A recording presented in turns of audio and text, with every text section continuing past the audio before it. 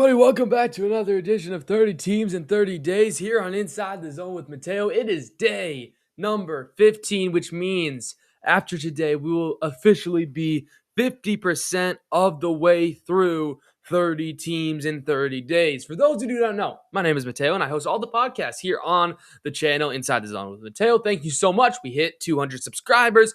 Hopefully, we're going to get to 300 now is, of course, our next goal. Appreciate all your support through this series. Again, that Bulls video is completely blowing up. I think right now, the last time I checked, like 700 plus views or something like that. Absolutely amazing. Thank you. Please continue to support me. I really do appreciate it as I'm on my way to becoming a sports journalist. That's at least my career path. That's what I want to do. That's my desire. So hopefully this helps me succeed in that. So now you might be asking, well, Mateo, what is 30 teams in 30 days? Well, if this is the first time you're joining us, you've missed 14 great episodes. But since there are 30 days in the month of June and 30 teams in the NBA, I said, okay, we're going to take a break from our Tuesday and Thursday episodes where we talk about Minnesota sports, which they're great episodes, but we're going to take a little break. And we're going to post every single day in the month of June. We're going to kind of forget about the shorts because, yes, we haven't posted that many shorts. We're going to forget about the live streams. We're going to forget about the normal Minnesota sports content. Sorry, Twins, because you're really the only thing going on right now. And we are just going to focus on every single NBA team. So through the month of June, we take a deep dive through each NBA team during the month of June. One team, one day, and it's been super fun. Here's the schedule for those who may not be as familiar with this. We go in order from worst record to best record. So we started with the Wizards. We're going to end with the Thunder. And as you can see, Charlotte Hornets, day 15. They're at the bottom of the first column. We're going to officially be done with this first column. So actually here, should I do it? I'm going to do it. Bam. Oh my gosh, bro.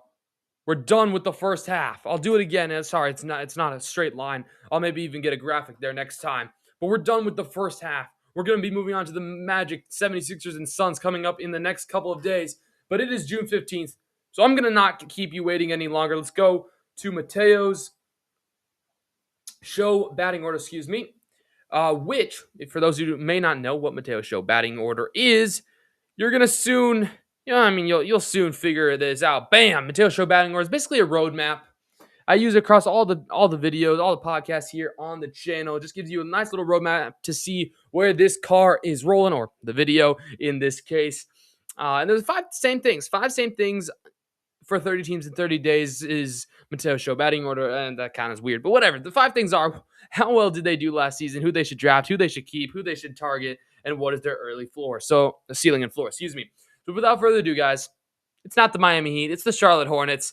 Let's get to the 2025-2026 season recap. We're going to recap the record, players, and I'm just going to give some quick thoughts on the Charlotte Hornets. Let me just say a quick disclaimer. If you've been watching a little bit, a couple days ago I hinted at this. The Charlotte Hornets might be the team in the NBA that I glaze the most. This team has caught my attention, and I love what they're cooking up. So yes, not all of this is going to be realistic. I'm not even a Hornets fan. I'm a Timberwolves fan. We're a Minnesota sports fan here. But I like what the Charlotte Hornets are cooking up. And as always, normally like the trades that we go through and, the free agency signings, they're all hypothetical. They're just trying to get us an idea of what could happen.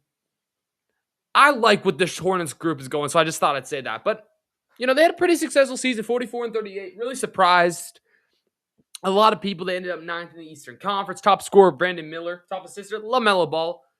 Top rebounder was the Abate. They do have 2 first-round picks in this upcoming draft, we're going to get to that in a second. But, yeah, let's go to the depth chart because y'all know how much I love these depth charts. Not depth charts, sorry. Box scores, not just stat sheets. Stat sheets is what you could call it. We'll do the depth chart in a little bit. But, yeah, Brandon Miller, 20.2 points, was their team leader in points. But actually, LaMelo Ball was 20.1. That's kind of funny. But Brandon Miller was averaged in 65 games played, 20.2 games. Sorry, my goodness. I'm getting ahead of myself. 20.2 points per game, 4.9 rebounds a game, and 3.3 assists. Pretty solid for his first really season as a true Hornet. The LaMelo Ball experiment continues to be pretty good. 20.1 points, 4.5 rebounds, and 7.1 assists. He really gets those assists. I really like LaMelo Ball. I think he gets a lot of hate, and I was like, bro, he's pretty chill. Con Nimple, bro. Holy cow. Con Nimple, bro. He caught my attention. Maybe that's why. I really do like Mr. Khan here. But 15 points. Oh my gosh, I can't read today. 18.5 points, 5.3. Gosh, I can't read today. Oh my gosh. Oh my gosh, bro. What's going on? I don't know. Let me reset. Hold up. Please hold. Bro, I don't know what's going on. What is going on? Con Knippel, 18.5 points, 5.3 rebounds, 3.4 assists. That was his season averages in 81 games played. He only missed one game. Pretty cool. 77 games played for Miles Bridges. He started all 77 of them. 17.1 points, 5.8 rebounds, and 3.2 assists. Kobe White got to play 21 games. He actually didn't start any of them. He will be a unrestricted free agent this upcoming year. But in those 21 games off the bench, he averaged 15.6 points. Really solid numbers from him. 3.0 rebounds. So exactly 3 rebounds a game and exactly 3 assists per game for Kobe White.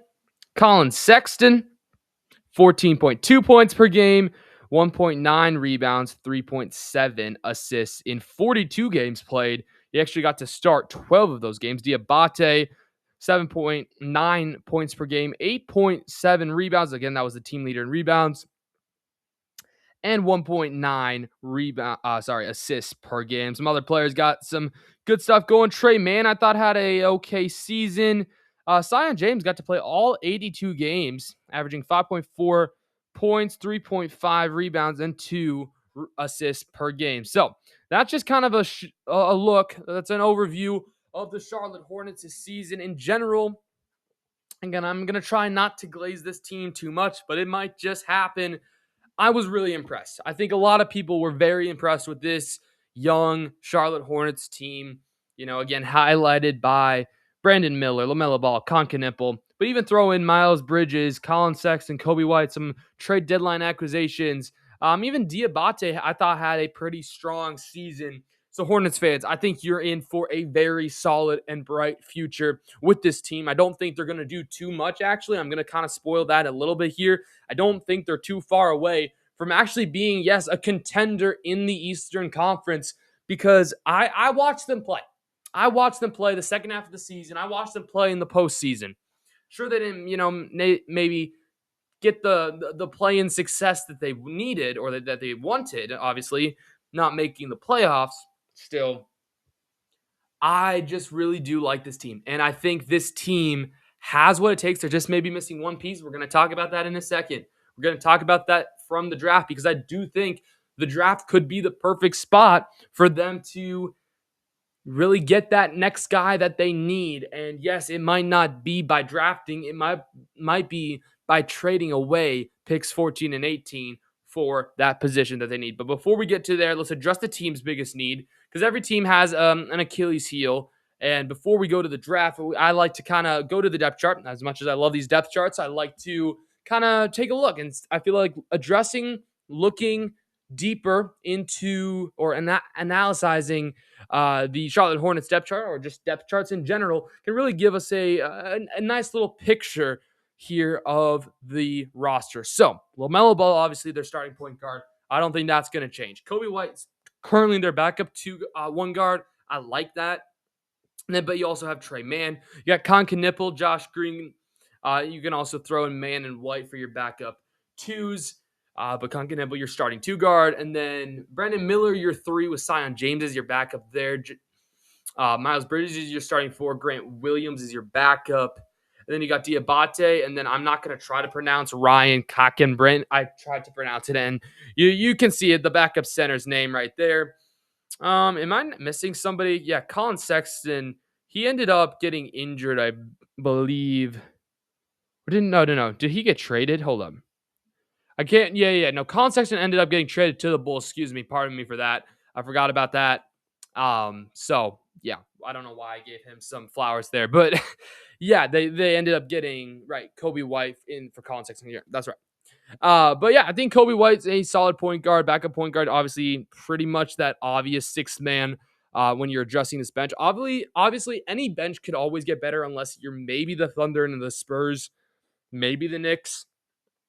But this offense, this starting group though is really solid. As we saw, obviously they just need some more experience. That's the one big thing I do believe. Younger teams always, that's always going to be their Achilles heel. I know we're talking about Achilles heel right now a little bit too much, but it is what it is. The more experience though that the Charlotte Hornets will get, the more talented, the more fearful that they will be. You just got to make sure you get that experience. LaMelo, Khan, Brandon Miller, even Miles Bridges hasn't had too many playoff moments in his life, in his career. Diabate, kind of same thing. Kobe White, same thing over there. So really a young team that needs some veteran help, and I do think that is a big need. But their biggest need, as we're going to talk about a little bit later in the episode, is a number one center. You need a center who can rebound the basketball. Sure, Diabate did well. I think Diabate is a better backup center, okay? You need somebody to just play solid defense. You have the scoring. If you're saying you need scoring, I think you need bench scoring. Your starters can score, right? LaMelo can score. Con Knipple can score. Brendan Miller can score when he wants to. Miles Bridges has that opportunity to, has that ability to. Kobe White off the bench can. Diabate, maybe not so much. But I don't think you need a scoring center. And that's why we're going to talk about Rudy Gobert so much. And that's why Rudy Gobert has been linked to the Charlotte Hornets so much, as well as he's been linked to the Toronto Raptors. But I just think the Charlotte Hornets and Rudy Gobert just is a perfect match. I do think it could be a trade with the picks that they have. But at the end of the day, we're going to run through a mock draft here, see if they can get maybe a Daimara, who probably my most glazed player of the draft. If you've been watching these last couple of episodes, I've been glazing the heck out of this guy. But we're going to go over to ESPNanalytics.com/NBA draft simulator, where you can do these realistic 2026 NBA draft simulators put on by ESPN Analytics.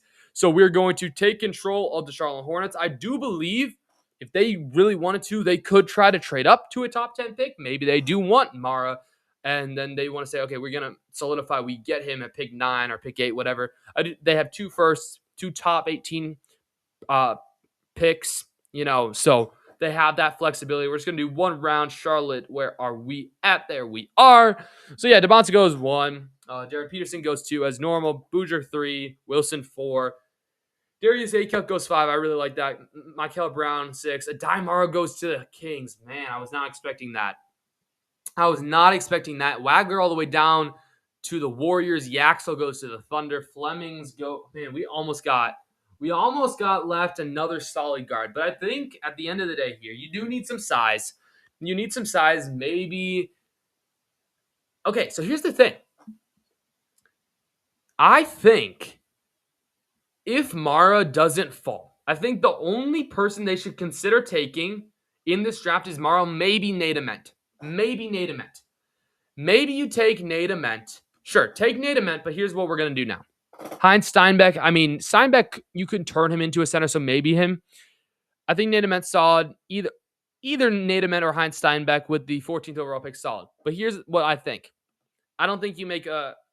I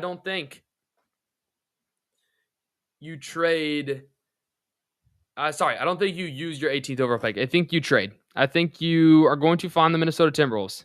2nd round pick. Just because you need that just to do the trade. And you're going to try to go get Rudy Gobert.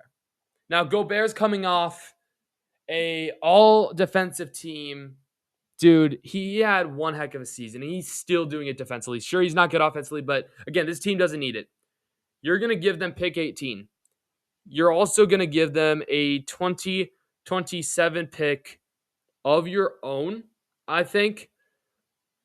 And I can make a case where Gobert is worth 2-3 first-round picks just because of the season he had. But to make the salary work, I'm so familiar with this because I've been experimenting with this really since the season ended. Miles Bridges would have to be in here. I think he could definitely be rerouted just to make this money work due. What you would have to do this. We can go into Fanspo for you guys to see this if you want. And I don't know what we're getting ahead of the trades already because we normally don't do it till the end. But in this case, I don't think the Charlotte Hornets use both of their picks. So here, let's go to Fanspo just so you can see what I mean. So we go to the Charlotte Hornets. We go to the Minnesota Timberwolves. I don't know why I clicked on the Celtics. So yeah, Rudy Gobert, $36 million in this upcoming season. As you can see, Miles Bridges, an expiring deal. This would work financially pretty much. You would just have to the Hornets would actually have to just get rid of like $6 million. I think that's like a Trey Mann or something. So it would be something like this: Trey Mann, Bridges. And I do think this would be involved in a multi-team trade, possibly for Giannis, possibly for Kyrie. But you would be getting a pick for this year, right? You'd be getting a pick for next year. So 2 first-round picks. Mann, Bridges, maybe another pick. I think we're going to do this. And then, as always, this goes through. So it's fairly simple, and I do think this is valuable. I think you could get at least 2 first-round picks, maybe more for Rudy Gobert.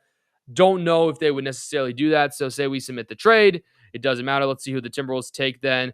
The Timberwolves end up taking Christian Anderson, a guard out of Texas Tech.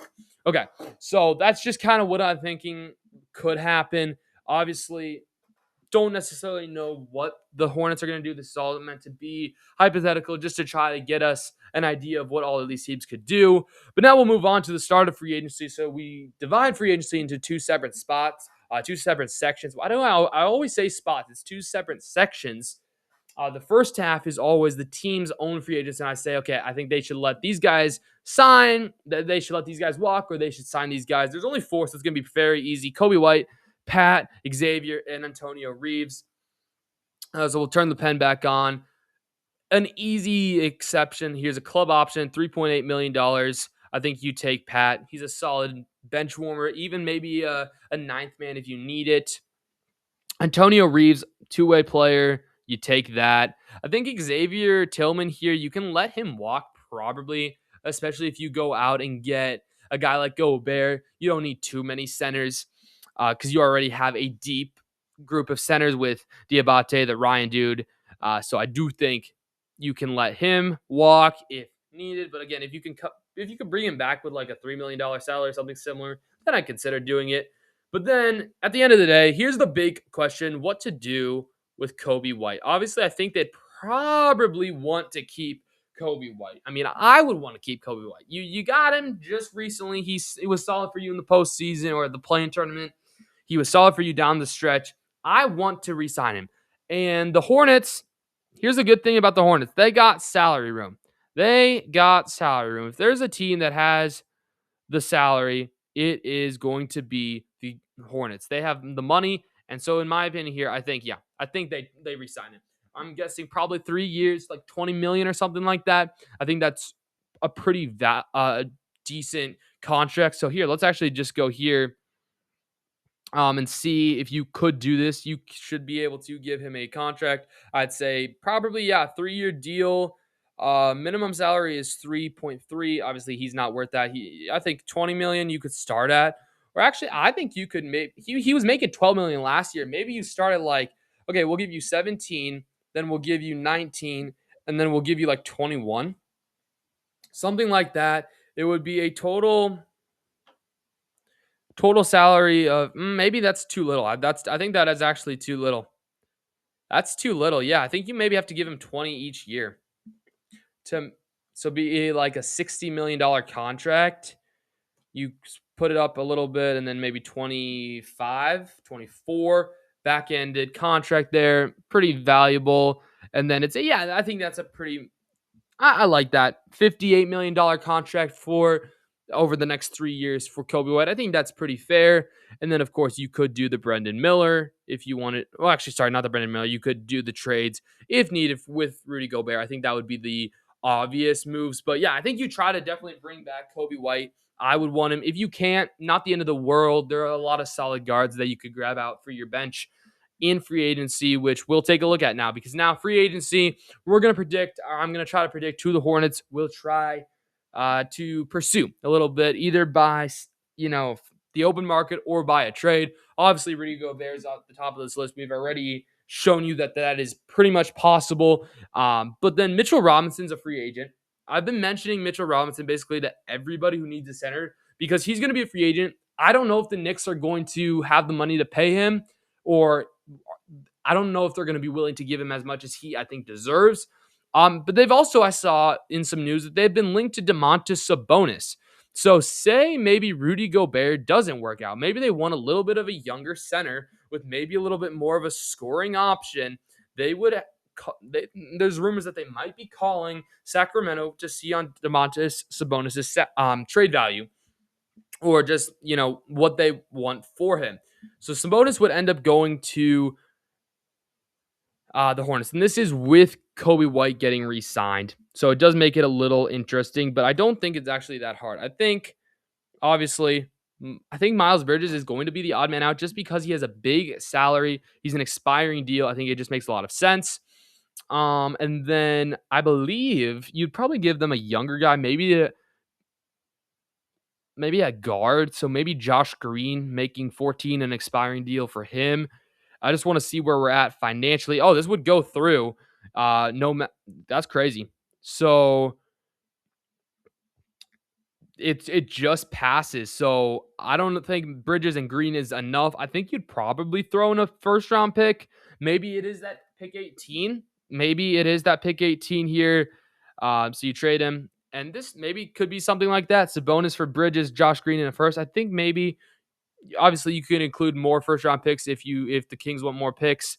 And I do think Sabonis does help this team. And by the way, again, that's okay even if Kobe White resigns. So I thought that was pretty cool.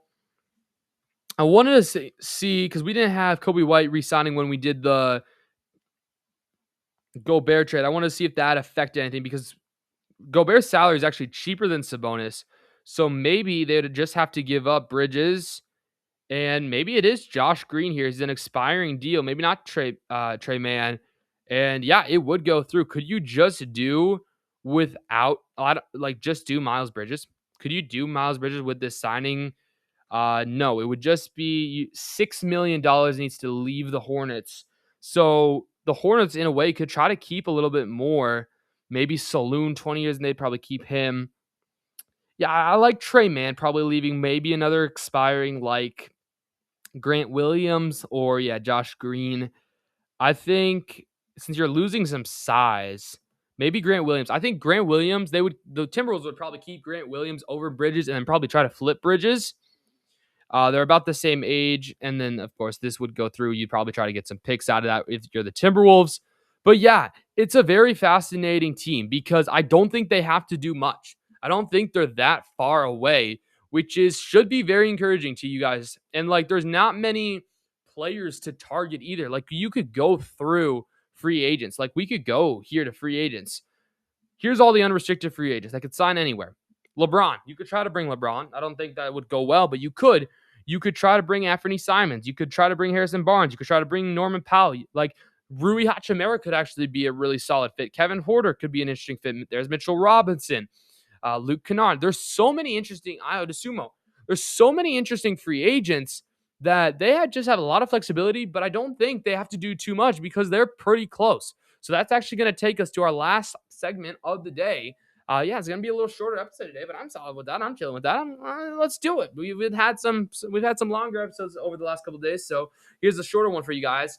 If you are, again, this is the first time you're watching this video or this series, for Ceiling and Floor, there's going to be 2 bullet points. There's going to be without the moves I suggested, and then with the moves I suggested, and then there's going to be a ceiling, if you will, for those respected scenarios. So without the moves I suggested, I think this team's the first round team. They can make it to the first round of the playoffs, maybe win a series, maybe not. It kind of just depends on their luck, injuries, and a lot of other variables.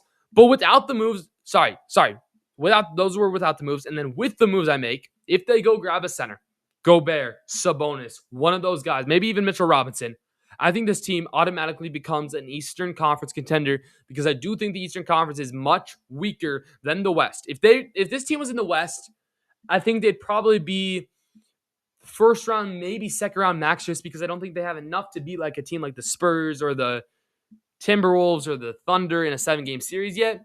The Nuggets. But I do think they have the opportunity to beat teams like Toronto and Cleveland and those kinds of teams. Maybe not Boston, maybe not the Knicks, maybe not Detroit, but I think they could be an Eastern Conference contender. I think they could shock a lot of you guys, especially maybe hopefully get Rudy Gobert some respect. I mean, he finally started to get some when he was locking up Jokic, but still, he's one of the league's most hated players. So maybe get him a ring. I don't know. I think he is valuable, but I think just a center is so valuable to this team. And yeah, it goes from, maybe winning a series or two to bam, an Eastern Conference contender, because I do think that's really the one key piece that they are missing. But that's going to do it for today here on June 15th, 2026. We got a new team coming up tomorrow. Stay tuned for that. So please make sure you hit that like button and subscribe button and turn the notification bell button on so you don't miss that new team after June. Starting back in July, we'll go back to every Tuesday, every Thursday doing episodes, maybe some extra episodes if news breaks. We'll post shorts more often. We'll maybe go live here and there. Kingdom Competitors every Saturday, 10 a.m. Eastern. Thank you guys so much for watching. For coming up tomorrow, we're going to start on the right side, the right column. The Orlando Magic are going to be coming up next here for day 16, team 16. Come back for tomorrow. We'll talk about Paolo Banchero. We'll talk about Jalen Suggs. Maybe he's going to come back to Minnesota. We'll see. We'll talk so much more about the Orlando Magic. But this has been 30 teams in 30 days. This is the 15th episode. It's the Charlotte Hornets. Thank you guys so much for watching. Make sure you hit that like button, hit that subscribe button, turn the notification bell button on so you never miss any episodes. And I'll see you guys in the next one. Have a great day. Don't forget to keep God first because he's the most important thing in your lives. And yes, I'll see you guys all in the next one. See you tomorrow. Peace.